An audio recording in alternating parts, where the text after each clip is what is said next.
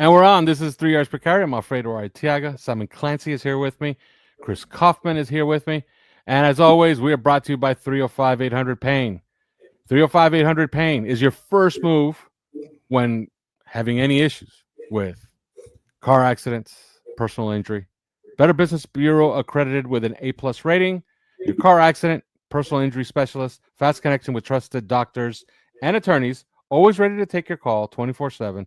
Again, 305 800 Pain, 305 800 Pain. And as always, we're always late on these things, but last week we were looking for music, celebratory music for the demise of Chris Greer. And as promised, a week later, I have it. So and I only have one. So if you guys don't like this one, it's not going to work for us. All right. But give me your critique. Tell me if this is good.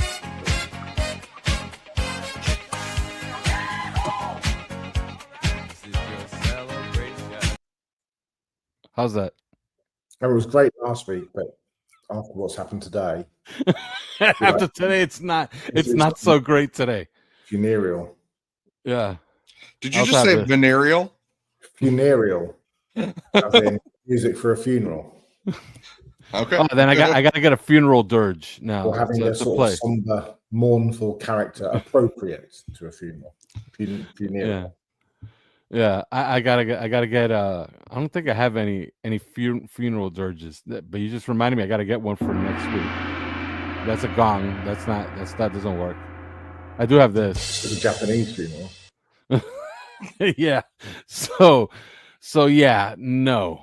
All right, let's get into this. We're going to talk about, in the first half, we're going to talk about what they did, the bevy of moves that they made today. Who did they get? Clarence Clemens? What the hell is that? Clarence Lewis. That was the big move today. But they did trade Jalen Phillips a day before. Usually when you trade somebody the day before the deadline, it portends like a very active deadline day. But it wasn't. So let's start here. Champ Kelly made this move. I've talked about it, and we've talked about it on this podcast, that it's going to take a pretty good general manager to gauge his worth going forward, as far as if you're going to keep him, how much you're going to pay him, what is he worth in the open market, can you be competitive? If not, you should get something for him. They decided to take a late third-round pick. They're paying $5.1 million of his remaining salary. That's my issue with this. You're not getting any cap relief, like what, $1.5 million for the remaining of this season. No cap relief, but you get a third-round pick. Your thoughts on the trade, Simon? Could they have done better? I think it's a difficult one. I think when you there are so many elements to this.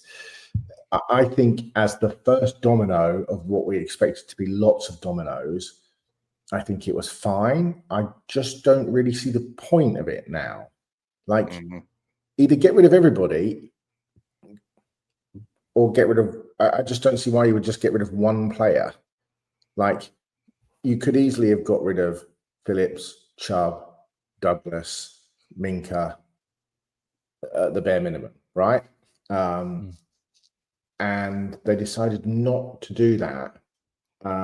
So it kind of makes you think, well, why did you trade Phillips? Because, like, we kind of did the tank right. I mean, we couldn't do it right 5 years ago. We can't do it right now either.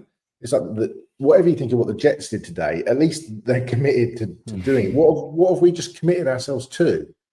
Like, I understand in and of the, in the round, I understand the Phillips thing, right? I mean, when you strip back the emotion, solid player, coming off back-to-back season-ending injuries, the worst you could possibly have for a player of his position.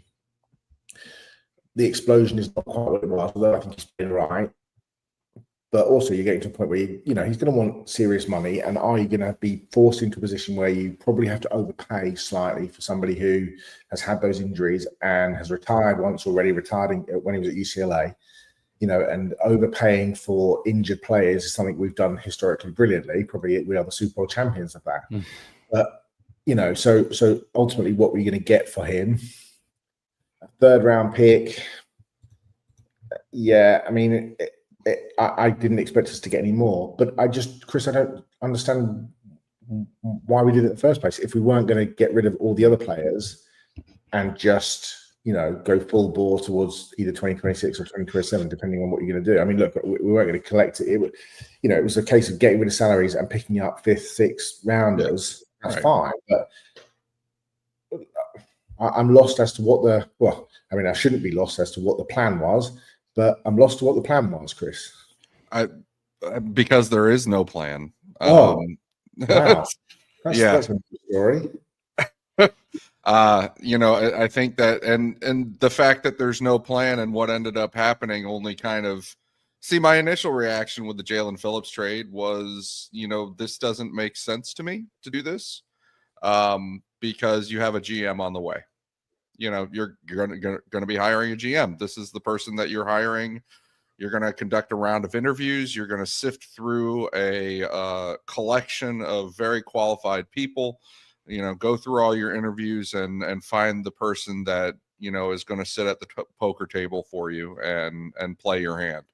And instead of waiting for that to happen, with Jalen Phillips and the decision of what to do with him long term with the Dolphins, they just preempted it and took it off that guy or woman's plate. As we kind of speculate that Donna Ponte might put her hat in there, toss her hat in there. But yeah, so it didn't make sense to me with that. And now after seeing nothing else happen, knowing that they were kind of motivated to field those calls and they were, they were working the phones, but then nothing happened. It's very striking because there was no plan. There is no plan. This is a headless organization. This is an organization, and no offense to Champ Kelly as the interim GM, but he is the interim GM, not the GM. And what that means is he has, he's taking orders. This is nothing that happened yesterday or today is because of Champ Kelly's, deep assessment and 50-point plan to resuscitate, the Dolphins as a franchise, right? Everything that's happening is just, hey, we fired this guy. This is what we want you to do. We want you to be open to these trades. We want you to field these phone calls and see if we can get some things done that way. So this is a headless, directionless organization, and they're going into a high stakes poker game with arguably the best general manager in the sport, Howie Roseman, Philadelphia Eagles. How do you think that's going to come out? Like what's your gut tell you about, an emotion or, an emotionally reactive, headless organization that has no plan or planning going on right now, that's going into a high stakes game with Howie Roseman of all general managers. This is going to break one way or the other way. Right. There's not much middle ground here, especially because of the compensation being a late third rounder, which is barely top 100. It's not very much. Either this is going to be an absolutely brilliant move for the Dolphins because we just gave them an injury grenade, right? That's going to go off in their hands. Or this is going to be an absolutely brilliant move from the Philadelphia Eagles, who got a young 26 and a half years old, premium position, long-lived, by the way. Defensive ends, edge players like this, it's not like running backs were 28 years old, you're over the hill. And it's not like corners were 30 years old, you're over the hill. All right. This is a long-lived position, a premium caliber position, a young 26 and a half year old player who is playing really good football over the last month. And that's the thing about Jalen Phillips. We've seen this movie before. He doesn't necessarily start the year the way that he starts to round into shape. And we've seen that multiple times, actually.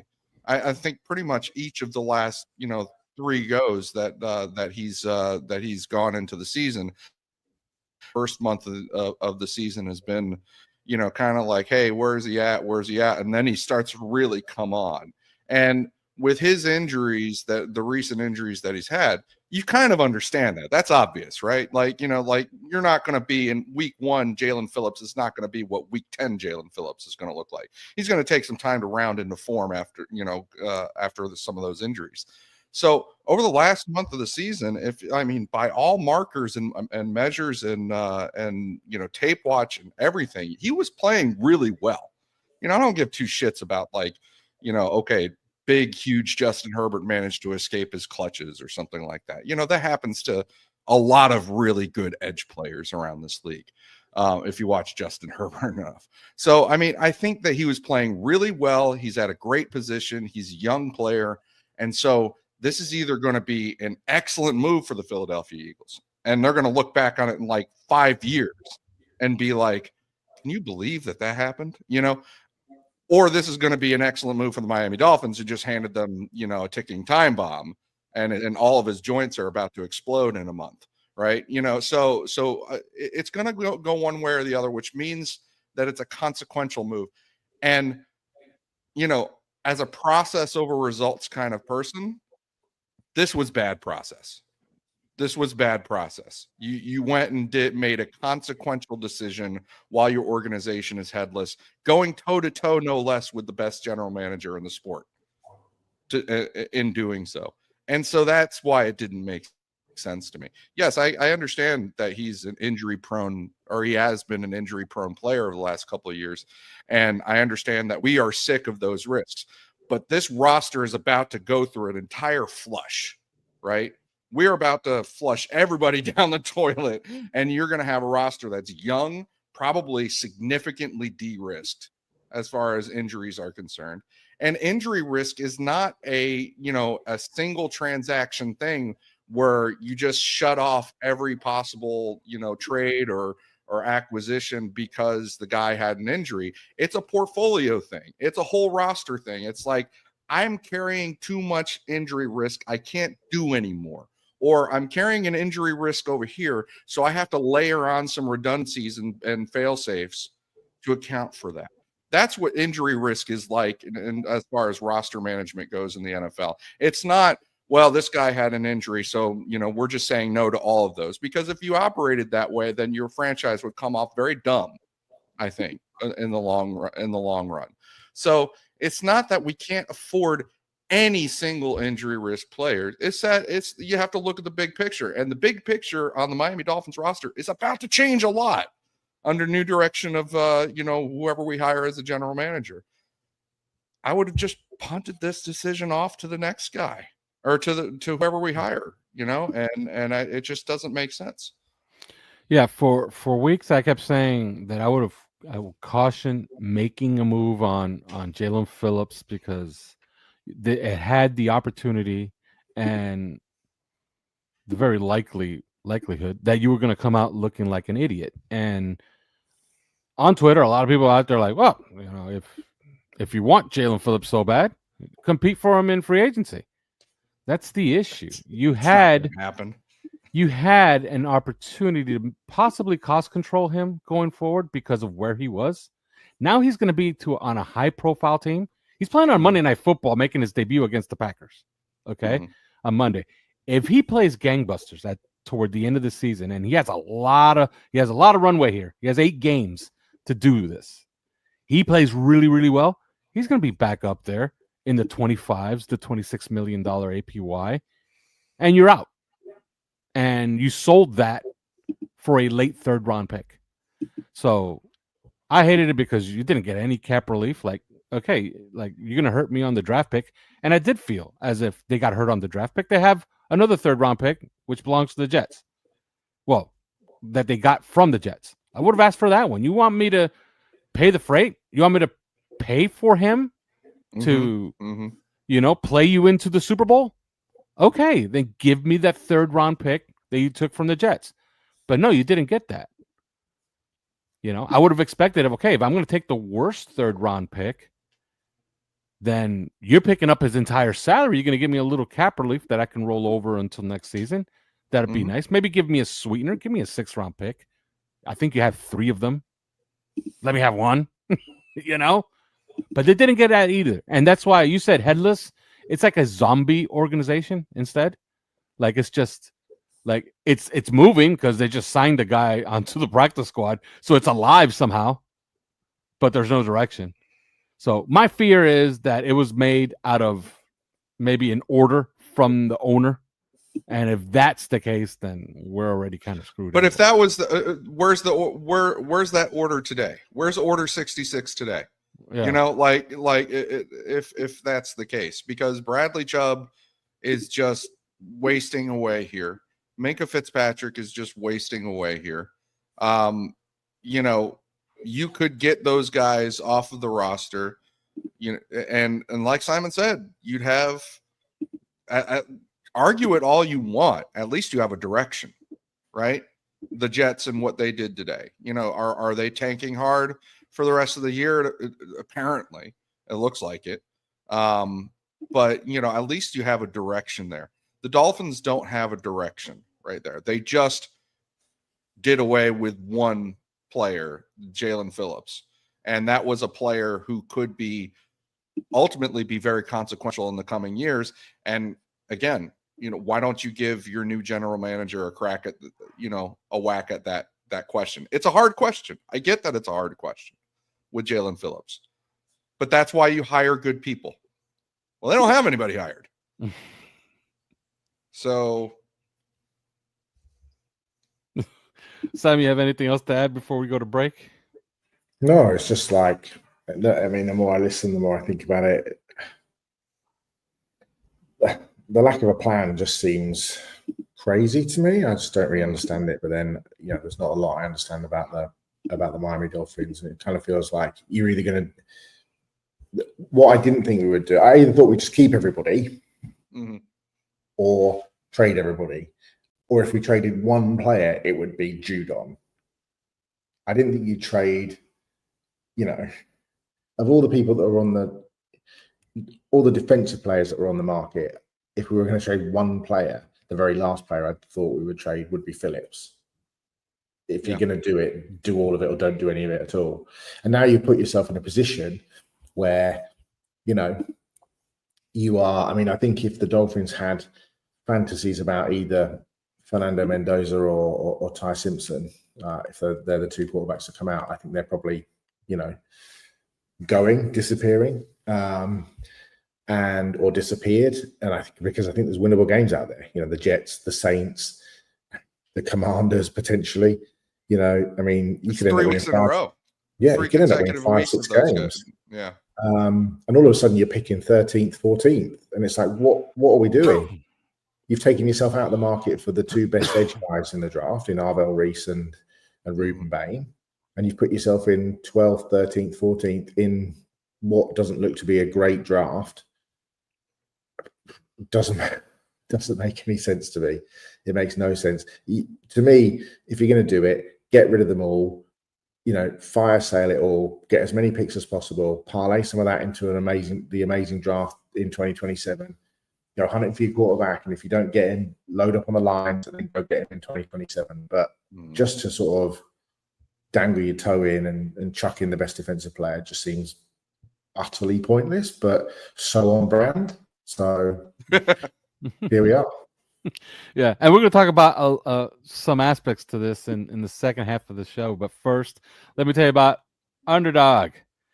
Football season is in full swing, and Underdog is the best place to get in on all the action. Playing on Underdog is easy. Just pick whether your favorite players will go higher or lower on stats like touchdowns, receiving yards, interceptions, and more. Get your picks right, and you can win up to 5,000 times your cash.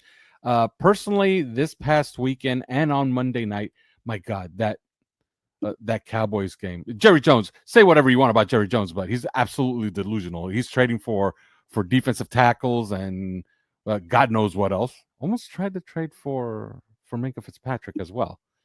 But yeah, I'm taking on a lot of dead cap this past weekend playing on Underdog, but doesn't mean that you have to. So download the Underdog app today and sign up with the promo code 3yards. That's a promo code 3yards, the number 3 yards, to score $100 in bonus funds or bonus entries when you play your first $5. That's the promo code 3yards. Underdog. Make picks, win money. Be 18 plus, 19 plus in Alabama and Nebraska, 19 plus in Colorado for some games, 21 plus in Arizona, Massachusetts, and Virginia, and present in a state where Underdog Fantasy operates. Terms apply. See assets.underdogfantasy.com/web/play and get terms _DFS_.html for details. Offer not valid in Maryland, Michigan, New Jersey, Ohio, and Pennsylvania. Concerned with your play? Call 1-800-GAMBLER or visit ncpgambling.org. In New York, call the 24/7 HOPE line at 1-8778-HOPE-NY or text HOPE-NY 467-369. And of course, Factor. They're back with us, and they'll be with us throughout the rest of the season. And, it's fall. It's football season. So it always feels like kind of a reset. The Dolphins keep resetting as well. So it falls in line with the theme. So that comes with shorter days. Finding time to cook can be tough. And that's why I love Factor. I am a customer, by the way. Their chef-prepared, dietitian-approved meals make it easy to stay on track and enjoy something comforting and delicious no matter how hectic the season gets. More variety, more meals. Choose from a wider selection of weekly meal options, including premium seafood choices like salmon and shrimp at no extra cost. Support your wellness goals. Enjoy even more GLP-1 friendly meals and new Mediterranean diet options packed with protein and good for you fats. Eat smart at factormeals.com/3yards50off and use the promo code 3, that's the number 3, yards50off to get 50% off your first box plus free breakfast for 1 year. You heard that correctly. That's code 3yards50off at factormeals.com for 50% off your first box plus free breakfast for 1 year. Get delicious, ready-to-eat meals delivered with Factor. This offer is only valid for new Factor customers with code and qualifying auto-renewing subscription purchases. And we are back. All right, guys. I'll start with you, Simon. Obviously, they didn't wake up this morning and say, we're doing nothing. We're just sitting around, so maybe put out an order, of food or get some pizzas in here and maybe watch some movies or whatever. They work the phones. But the scuttlebutt out there is that their prices were too high. Now, I heard a thing about Waddle. I think it was Schefter's like, no, they were asking for 1 and plus, that's understandable. Trust me, I have pretty damn good info on that. And they would have needed to be absolutely blown away. But the price was also too high on Bradley Chubb. And some in the beat are also saying that the price was too high on Bradley Chubb. There's some information that I kind of trust that tells me, yes, at least what I consider to be a high price, meaning like a 4th-round pick or something like that. I would consider that ridiculous to ask for Bradley Chubb. But it seems like the price was high for Bradley Chubb. And evidently for Minkah Fitzpatrick as well, because it's 3 sources that are saying that the Cowboys were in on Minkah Fitzpatrick. And the Cowboys just moved on to throwing away, not throwing away, but offering up a 1st-round pick and a 2nd-round pick, by the way, for Quinnen Williams. So the Cowboys were in a buying mood. What did you make of this, Simon? All of a sudden, our assets, nope, we need premium for our assets. But of course, Jalen Phillips, he can go for a late 3rd-round pick. Yeah, what did you make of that aspect? Yeah, I mean, it's what I said in the first half. It just doesn't make any sense. It's like, if I didn't see any sense in trading Waddle or Achane, that would have been pointless. You can't just completely strip it away. But I think there was clear assets defensively that you could have gotten rid of. And it just made no sense. And, valuing Bradley Chubb at a 4th-round pick is nonsensical. I think on a bad day with a desperate team, you could have got a 4th-round pick for Minkah Fitzpatrick, maybe. For a team that's really, a team that's had an injury, especially with a guy who's playing slot, for example, and is looking for some back-end veteran leadership. But I mean, let's be serious. I mean, I saw people on social media this morning saying, we're going to get a third for Chubb, a 2nd for Fitzpatrick. It's like, what world are you living in? Like, what don't you understand about value of players these days? It just, so yeah, but I'm bereft of things to say because it just feels, I just don't understand. And I don't understand what it kind of feels like if you had got rid of all of the players, then it was a position for Mike McDaniel to sort of say, well, didn't like many of the groceries we had anyway, and now it completely stripped the store back. So, maybe it's honourable for me to keep my job. And now it's sort of, I don't know, Chris. Blow it all the only up. thing I can think is that Jalen Phillips is one thing because he was on a 1-year deal. He was on the fifth year option deal, right? So nothing stretches into next year. This isn't a contract that has void years or dead cap or anything like that. The other contracts that we're talking about, some of them they do have implications into 2026 and beyond. Bradley Chubb's and Minkah Fitzpatrick's. There would not be, because this is post June 1st, there would not necessarily be acceleration of dead cap into this year, right? If you were to trade Minkah Fitzpatrick or Bradley Chubb. However, trading them right now would kind of set in stone what is going to happen with those accounting entries next year. Exactly what and how much and stuff like that.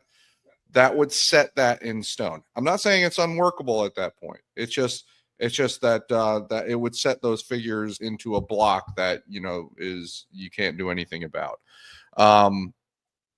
Keeping them on hand means that carrying them into the next offseason means that you do have some options open in terms of doing pre-June 1st, post-June 1st, spreading cap hits across multiple years, getting rid. I mean, let's face it, they're not going to pay Minkah Fitzpatrick's $15.6 million cash obligation next year, and they're not going to pay Bradley Chubb. They're certainly not going to pay Bradley Chubb's $20.2 million cash obligation next year. That's not happening. There's no world where that happens. So, they're not going to keep them, but they do have options about how they get rid of them and how it syncs up in times with the all important, accounting entries.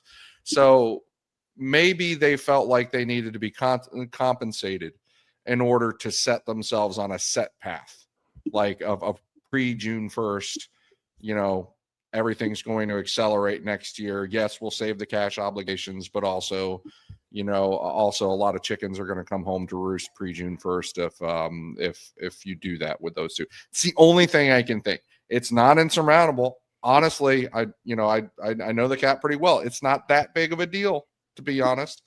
But it's the only thing that I can think of as far as, what would have made them induce them to say, hey, we do need a little bit of compensation in order to do this. Otherwise, it doesn't make any sense.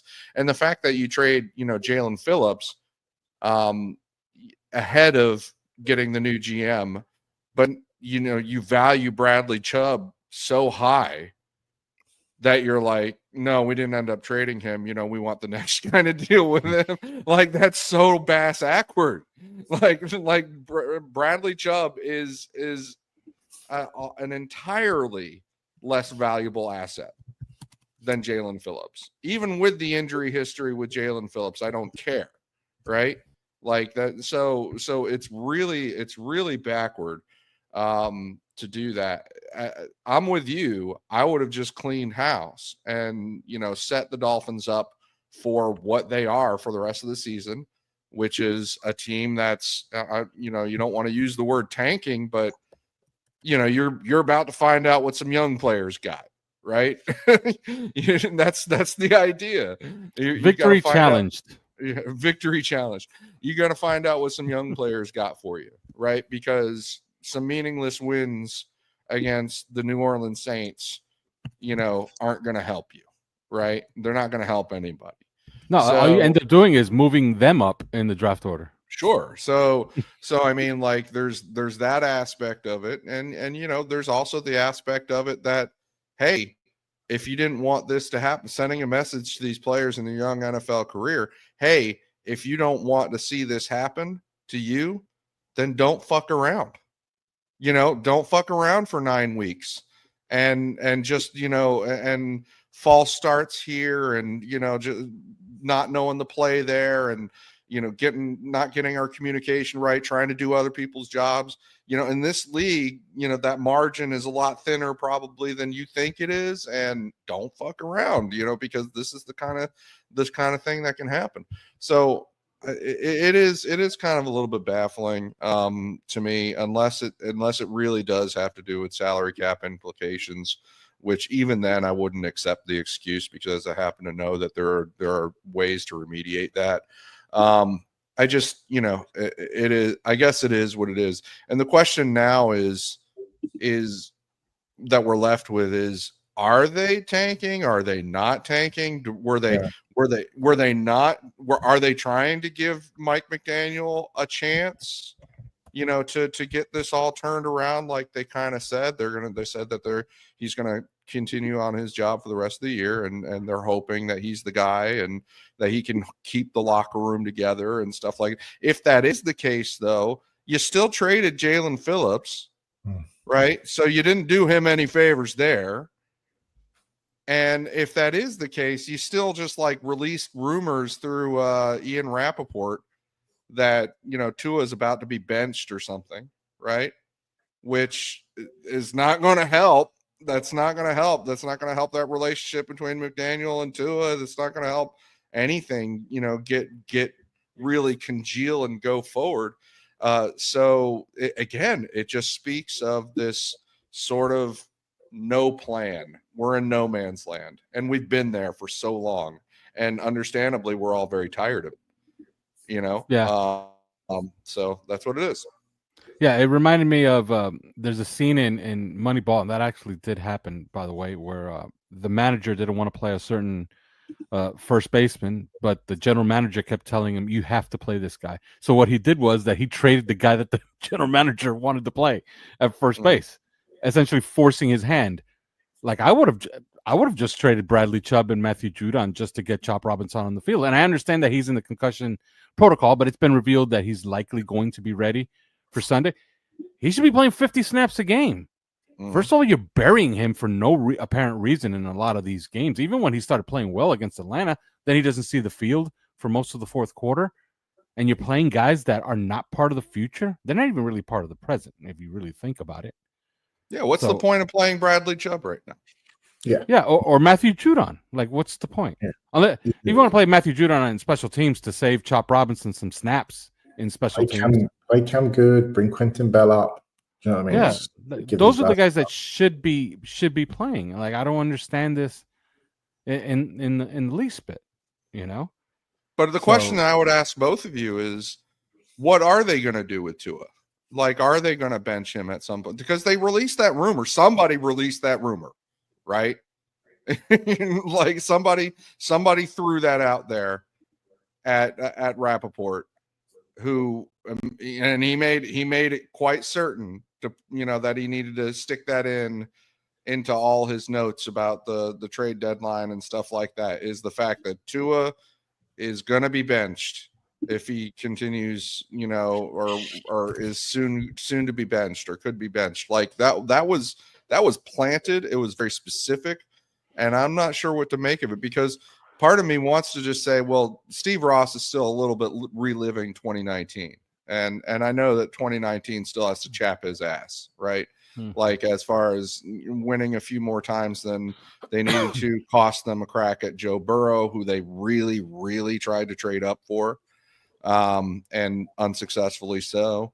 And so, and it also makes me, brings me back to Steve Ross. He hires a head coach 2019, Brian Flores, who's like, really, really not cool, right?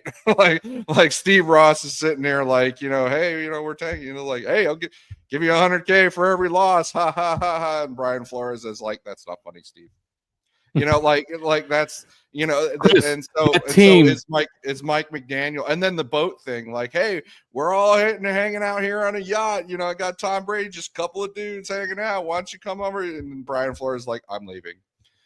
So I mean, like, I think that I wonder if Mike McDaniel is that cool coach who will play along, and so could Mike McDaniel try to buy his job security? Saying, yeah, I'll play Quinn Ewers. Chris, it was worse than that. That team, that 5-11 team. First of all, they were 4-11, and they went 5-11. When they went to go beat the 2-seeded New England Patriots in New England in cold weather, they beat Tom Brady with Ryan Fitzpatrick and Devontae Parker and Mike Gesicki going nuts, and with a bunch of guys from the practice squad on defense, running zero blitzes, defeating Tom Brady and ruining the Patriots season. And then the following week, Tom Brady loses in the first round to the Tennessee Titans. But you know that whole Burrow thing probably still eats at Steve a little bit, and the way the tank didn't really go off in 2019, and so I wonder, is he looking for and here I thought they're dismissing Chris Greer in part the timing of when they did it, in part because of this deadline, and the fact that Chris Greer is not even answering the phone on some of these guys, right, and so. I think, you would think that maybe Steve is looking for some of his hires to play ball with him. And because we know we know Steve Ross colors outside the lines, right? We know this is what they got docked picks for. They were tampering with Tom Brady more than a year in advance of his free agency, right? They were tampering with Tom Brady more than a year in advance. They were tampering with Sean Payton's, in direct communication with Don Yee, his agent. And concocting schemes to force Sean Payton out of New Orleans and into the hands of Miami. By the way, and it's an excerpt from that book that I keep reading. It's called "The Why Is Everything." In there, Kyle Shanahan talks about how he blocked Mike McDaniel 5 interviews for Mike McDaniel to go to be offensive coordinator in 5 different teams. He blocked 5 teams. One of them was actually the Miami Dolphins. And Kyle Shanahan told Sean McVay, Mike's not getting the Miami job because they're getting Sean Payton. Yep. I mean, that's Kyle Shanahan in San Francisco knew about it. So could Mike McDaniel save his job by signaling to Steve Ross that hey, I'll play ball with you. I'll color outside the lines a little. I'll throw on. You want me to throw on Quinn Ewers? Let's really stink it up. I'll throw some backwards passes. Yeah, I don't trust Zach Wilson. By the way, he's known to have that mind-numbing performance out of nowhere that beats somebody. Yeah, he'll make you think that you're losing for the first 2 quarters, and then in the third quarter you suddenly get ahead. Yeah, and then in the fourth quarter he blows it, but the other team blows it more. Right? Yeah, he's beaten Buffalo twice, guys. So be very careful with Zach Wilson. You need Quinn Ewers in there. Quinn Ewers will do that job for you. That guy barely can come. I mean, he had that one Ryan Fitzpatrick blind throw that he did complete. Credit to him on that, but for the rest of that game, if he had 13 snaps, I swear to God, he made 7 mistakes, blatant ones. All right, so finishing up here, let's talk about what the rest of the league did. I guess basically 2 teams are the ones. Although I like what Seattle did. That's a pretty nice move. If you watch that team on Monday Night Football, they have a look. They're pretty much loaded all across the board, and they have a quarterback playing at a very, very high level. Simon, what did you make of what the rest of the league did, especially the Jets, Colts, and the Cowboys? Why? Those 3 teams especially. Simon. Yeah, I mean, the Colts, clearly that they had a hole. They wanted a corner. They clearly value Daniel Jones. They're going all in. They're 7-2. They're the best record in the league coming in. They had a bit of a bump in the road in Pittsburgh at the weekend, but they played outstanding football. And, I don't think Sauce has necessarily been the player that he was. I think last 18 months he's fallen back slightly towards the pack. I mean, I think he's still probably a top 10 corner in the league, but I don't think he's anywhere close to Pat Surtain. And there's been some effort issues, some tackling issues, some sort of off-field bits and pieces that you hear. But I think it's still a good move for a team that's got Super Bowl aspirations. It also means that they're probably all in on Daniel Jones, at least for the next couple of seasons, which is an interesting decision given the quarterbacks certainly that are going to come out of the next couple of years. The Jets, I mean, if I was the Jets, I mean, look, for me, I think you're trying to value the 5 most important positions in the league, right? For me, that would be quarterback, left tackle, corner, edge rusher, and actually in the modern era of the NFL, I think interior defensive lineman who can pressure the quarterback. And as we saw with Walter Nolan last night, those guys are really important because they can get the quarterbacks off the midline and they can flush them out into your edge rushers. And I think losing your lockdown all-pro corner and losing your all-pro defensive tackle is a pretty brave move. And now they have 5 first-round picks over the next 5 2 years, which is Mhm. pretty astonishing, including 3 in 2027, of which, I mean, you look at that 2027 draft, just take the cornerbacks out of it and, thinking of some of the names that are eligible for it, Jeremiah Smith, Dylan Stewart, Colin Simmons, Cam Coleman, Ryan Williams, Leonard Moore, Jordan Seaton, throw in all the quarterbacks on top of that as well. I mean, there's some serious names for 2027. So Darren Moogie has obviously put all his chips into the table, and away you go. And if you're a draft loving Jets fan, the next couple of years is going to be super exciting, but they're going to be absolutely cheeks for the next couple of years. And whether or not that results in Mendoza, Simpson, or more this year, or they go all in for Arch or Julian Sayin or whoever it is next year, then remains to be seen. And then the Cowboys, I mean, I saw a great Greg Rosenthal tweet earlier on that essentially said they swapped Micah Parsons for Mazzie Smith, Quinnen Williams, and Kenny Clark. Who's going to get cut in January anyway, and 14 picks higher, give or take, in the first round. And when you look at it like that, that's like, wow, okay. I mean, I like Quinnen Williams, but come on, Micah Parsons is ridiculous.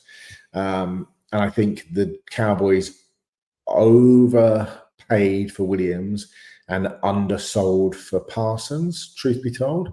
But, you had to watch that game last night. One of the best offenses in the league. I think the offensive line is absolutely on fire, and Dak's come down to earth last couple of weeks, but they've got 2 great guys on the outside. Javonte Williams is running brilliantly, and the defense couldn't stop Yumi and Alf. So yeah, they needed help. They signed Logan Wilson, who's been benched on probably the worst defense in the league, but has played all right in the past.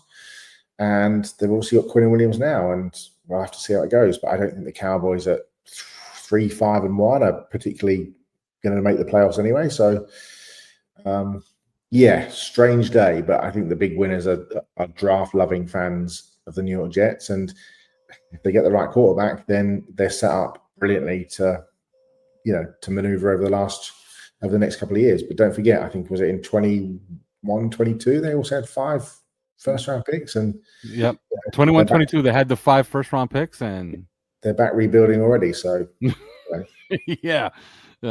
Chris, what did you make before we get out of here? What did you make of today's date? Which is kind of weird, right? This never used to happen.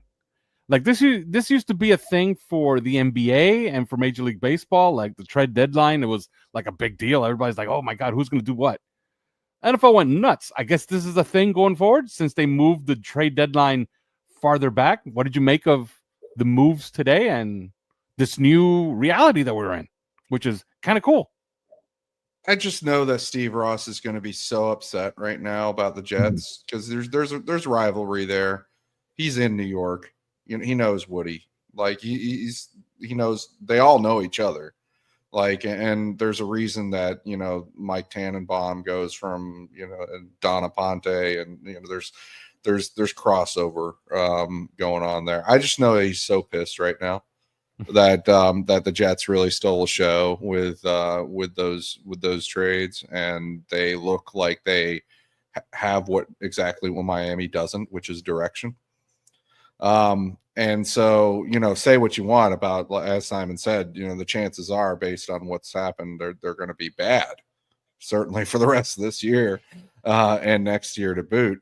But they have direction. They have direction as far as the rebuild goes. And I just know Steve Ross is going to be so angry about that. But, it's funny. Jerry Jones sounded a bit. Remember when Donald Trump started, like, all of a sudden saying stuff like, hey, I'm trying to get into heaven. and he's trying to negotiate peace deals and stuff like that. He's like, I'm trying to get into heaven. I hear I'm not doing so good. And like people are speculating, or is how's his health? Is it stuff like that? Jerry Jones, I mean, so is he sitting on some bad doctor visit or something like that? Because Jerry Jones acted like he doesn't have much time. Last night was the greatest 3 minutes of television, and it's not what you think you saw. Okay. It was when Jerry Jones is sitting in the box and they flash to Jerry Jones and Stephen A. Smith sits down right next to him. And the very next snap is the fumble by Jake Ferguson. They pick it up. They take it to midfield. 2 plays later, they're in the end zone. It's 17-0. They cut back to the box, and Stephen A. Smith is getting up and saying his goodbyes to Jerry Jones. It was as if Stephen A. Smith just showed up to bring the bad luck and then decided to leave. I just think that the Cowboys are quite transparent. Jerry is like, I'm not going to live much longer. Maybe not even the next year. I don't know. So he's last night they put up a stat. CK is cycling there. There you are. You're back. And now I'm cycling. Yeah, I noticed that. And do you hear me? Yeah, you're fine. I'm back. We're gonna get out of here anyway right now, but they had a stat on last night, and Jerry Jones, that has to be frosting his ass. The Cowboys averaged 32 points a game. They managed to score 40 points against the Green Bay Packers, and what they have to show for it is a tie against the Packers, and they're 3-5-1 with no hope at the division title. And quite frankly, they're kind of screwed because that schedule is going to tighten up the rest of the way. That defense is absolutely horrific. It's how they make our defense look okay it's odd to me. So, yeah. Very true. Anyway, we're done with that. On Thursday, we will talk Dolphins-Bills. Bills, very quiet today. I think that's a mistake.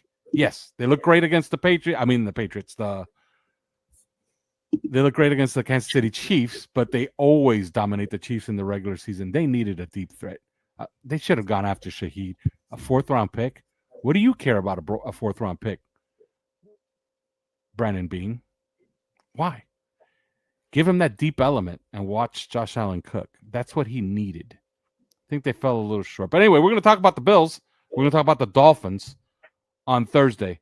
But till then. Can I just say, just before we get out of it, just as a quick bottom line, I think the biggest takeaway from what's happened today, right, is the fact that the Dolphins literally need to start over with a rebuild. But now there's a massive problem because the Bills are potential Super Bowl favorites. The Patriots are patently back, and they've got an MVP candidate quarterback. And now the New York Jets have 5 first-rounders. That is a massive issue for the Miami Dolphins moving forward. And inside 5 first-rounders and inside track on probably number 1 overall this year. Yep. Right. Yeah. And enough hardware to have inside track on number 1 next year as well if they wanted to. Yeah, if they want. And I think that's my biggest takeaway from all this. Maybe they realign into the Mountain West or something like that. I mean, I doubt we'd win that. All right, we'll talk about it on Thursday. But till then. See you guys.